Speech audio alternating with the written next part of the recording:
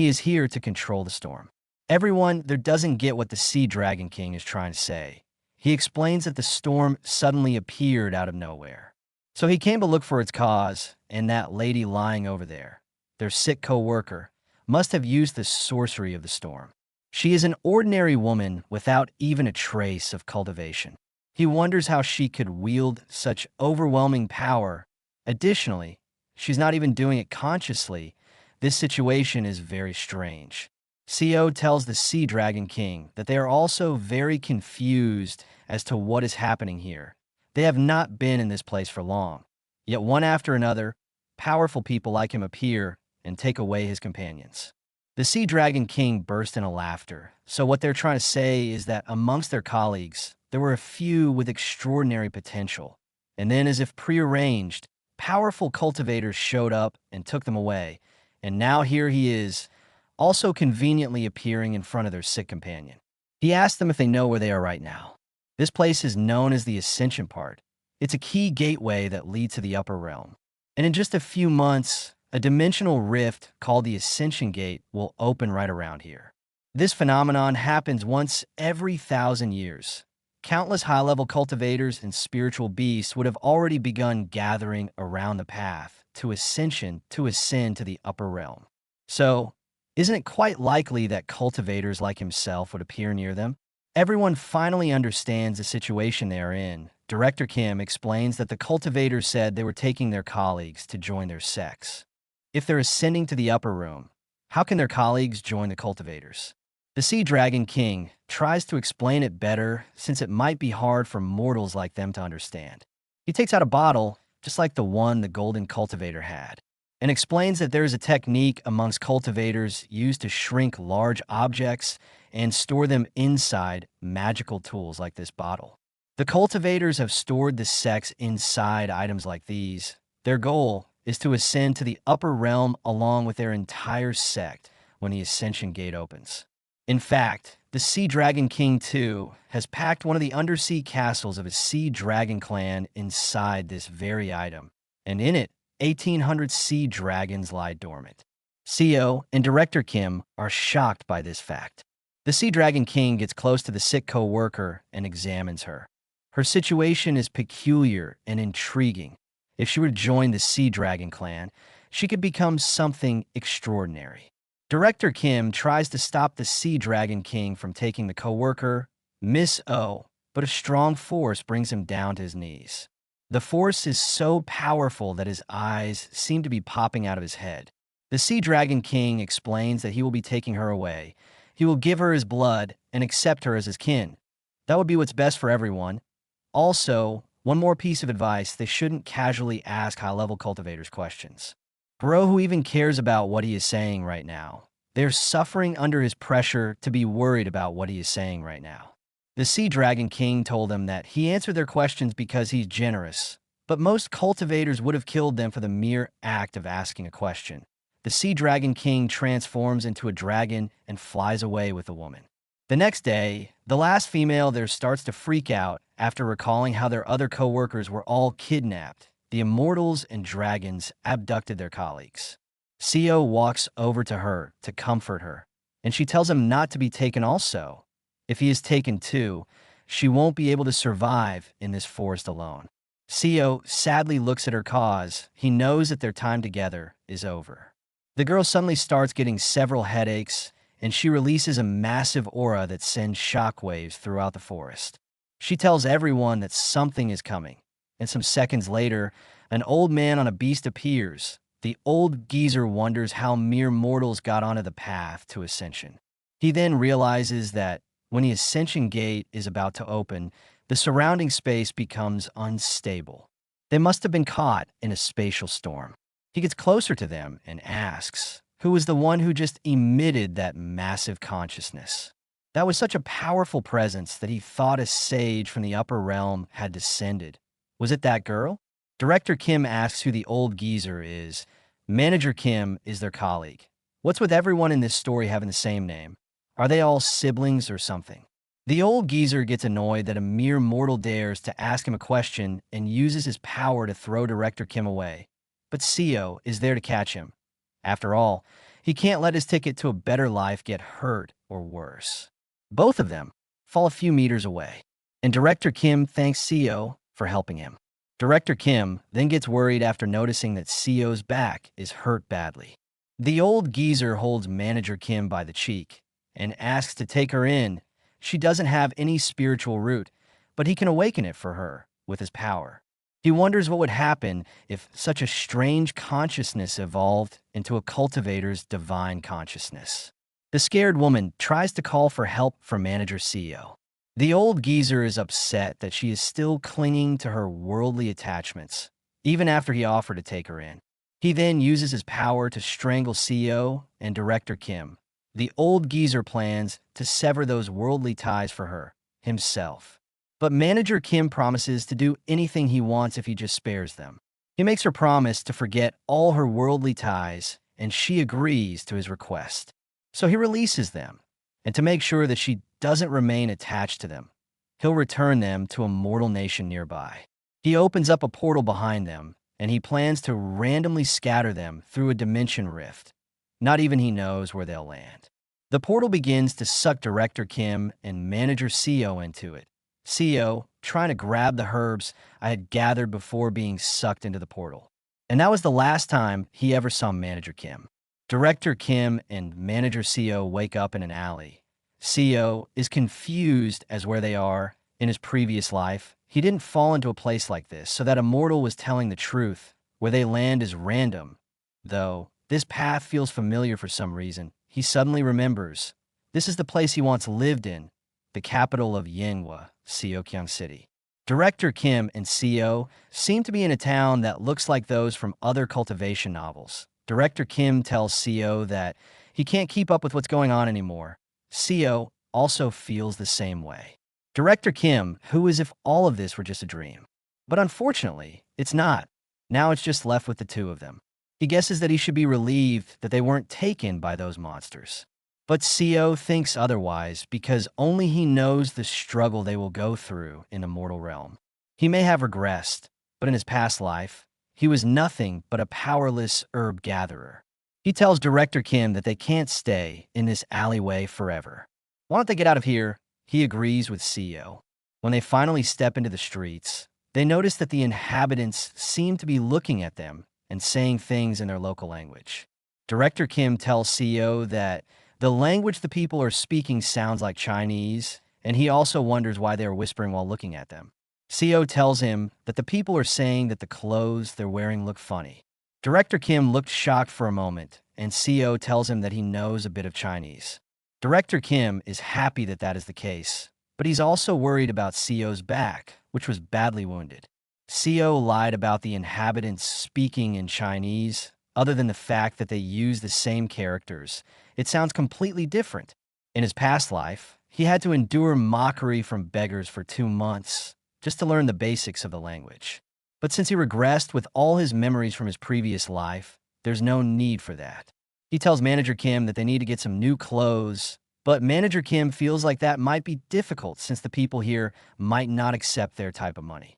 Later, they head to the medicine hall, and the physician there's excited to see that they are letting them buy such precious herbs. Seo explains that the yellow bamboo roots are at least 800 years old. The physician tells them that the herbs are worth about 15 silver ingots. Seo thinks to himself that 15 silver ingots are an amount he had never seen before in his past life here. He tells the physician to hurry up with the money, and the physician hurries to get his money for him. Sometime later, they manage to find a house to live in, and Seo promised to teach Director Kim the language of this place from now on. Everything seems to be going well, just that after bribing some guys for identity plaques and buying the land and house, they only have 1 silver ingot left now. He guesses it's because they're in the capital, but everything is so expensive here. Director Kim tells Seo that since they're in a whole new place now, he wants to call Seo by his real name without his title, and Seo agrees. Director Kim then calls him by his full name, Seo Unyan.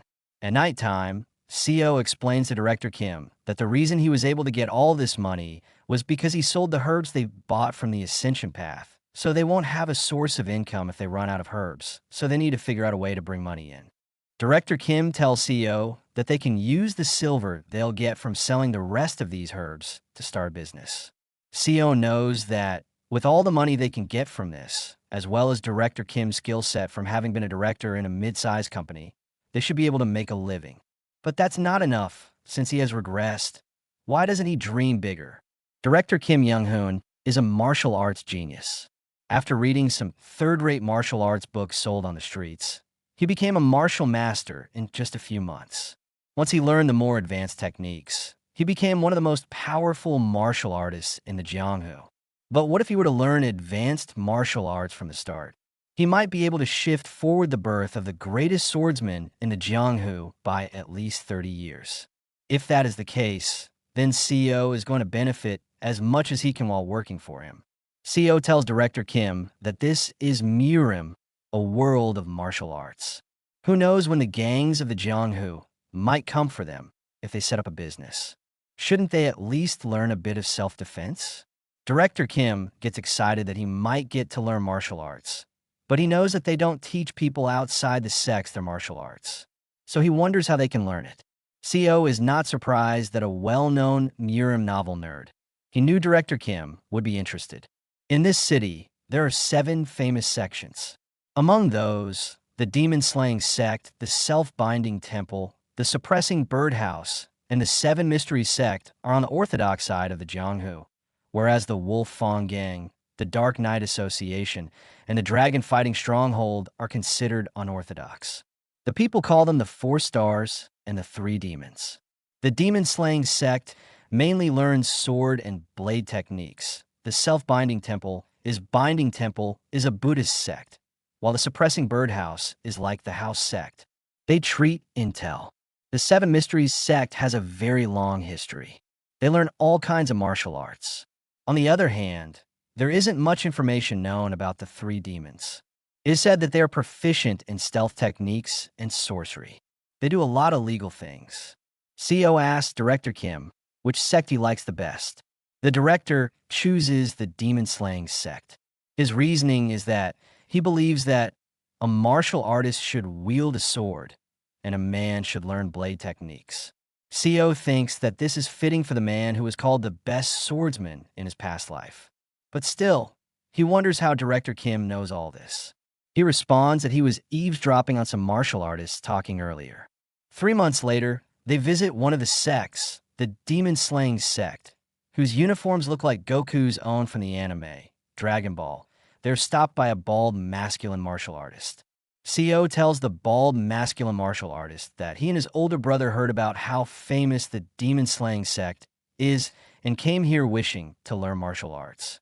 The man silently looks at Director Kim. He notices that these two look like they have a decent amount of money, but he tells them that learning martial arts at Director Kim's age will be difficult. CEO, being quick-witted, offers money to the man and asks to at least talk to someone of a higher status. Even just simple self-defense training would do. They manage to get inside the sect, and when the person in charge tries to refuse them again, CEO quickly shows the man the money and asks if they can be taught to best self-defense techniques there are. The man looks at the money and decides to let them join as an external disciple. However, they don't give special treatment to those who join with donations. In addition, they'll only accept one of them. CEO is surprised that all the money which was worth 1 yellow bamboo root, and that's all they're willing to do for them. Director Kim tries to argue, but CEO thanks the man and gives the opportunity to Director Kim. The man tells Director Kim to come outside later to where all the external disciples are gathered, and he leaves with his box of money. Director Kim feels bad that he is the only one who gets to learn martial arts. If he had known this sect was that expensive, he would have chosen a different group. But CEO tells him not to sweat it. It's not like he has ever been good at sports anyway. He'll just set up a business with the remaining money and support Director Kim. So he should just focus on learning martial arts. Director Kim is speechless. He can't believe CEO is sacrificing himself for him, and he promises to try his best. But he is old, so he doesn't know if he'll be able to do much. CEO encourages him to believe in himself. Director Kim is truly grateful to CEO. 7 months later, at the competition held within the sect, The sect leader is so furious that he crushes his chair. He is in disbelief at what is happening in front of him. In front of the sect leader, Director Kim has defeated all of the sect leader's beloved disciples. During this competition, the demon-slaying sect was in an uproar.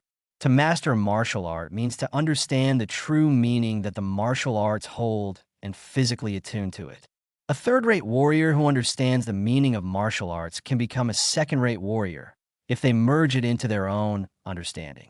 In order to advance from there, you need more than double the amount of understanding compared to before and equally more time and effort. But sometimes, people with enough talent seem to laugh at typical levels of understanding and speed through many stages at once. The demon-slaying sect is a sect full of such talented martial artists, the great sect of Seioong City. However, an outsider has come to defeat the direct disciples of that great sect.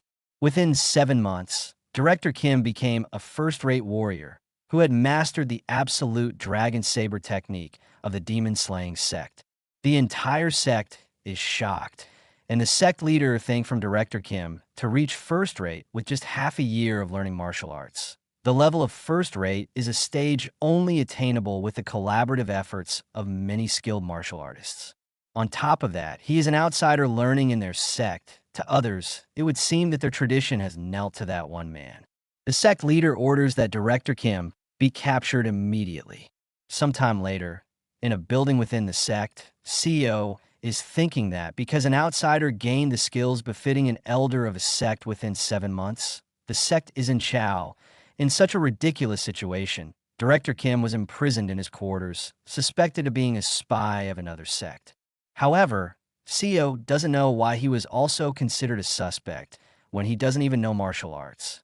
Director Kim just keeps training, and Seioong asks if he isn't worried about them suspecting him of being a spy. In martial arts novels, they typically destroy one's chi core or even cut off one's chi flow. Director Kim knows that's true, but for some reason he thinks he's approaching the next wall, and if he crosses it, he thinks he can advance to the next stage. Seioong is stunned. He thinks Director Kim is a monster. It hasn't even been long since he became a first-rate martial artist, and now he's already nearing the next stage. The martial peak awaits after first-rate. That level is what most sect leaders of great sects or elders are at. In Yinghua, they are known as absolute masters, and there are only about 1,000 of them in the whole nation.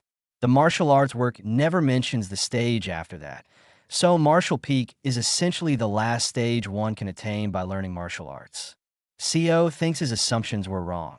At this rate, the birth of the greatest swordsman in the world will be sped up by 40 years, not 30. 7 days later, Director Kim is meditating in his room, and his chi is floating around him.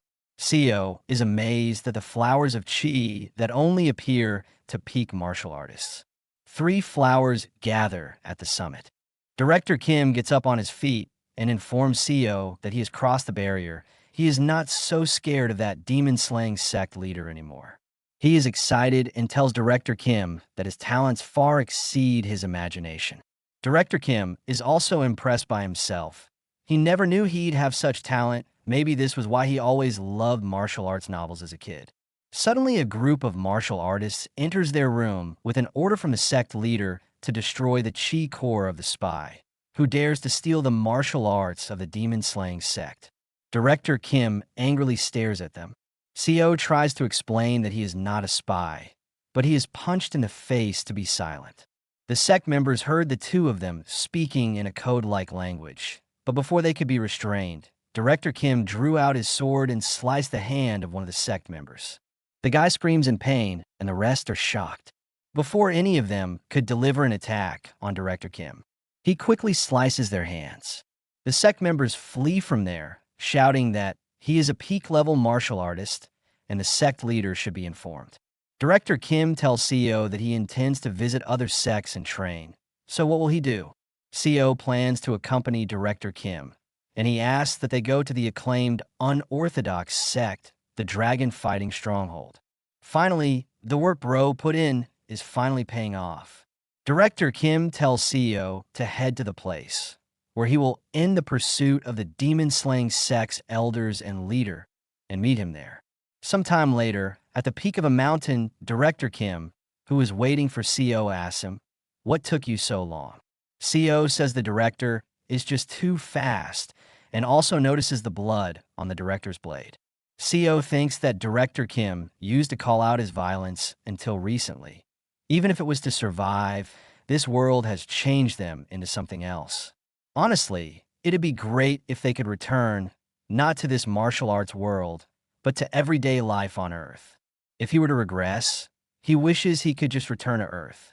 But it can't be helped. Now that they're here, they need to do what they can. After they were betrayed by the demon-slaying sect, Director Kim took over the dragon-fighting stronghold.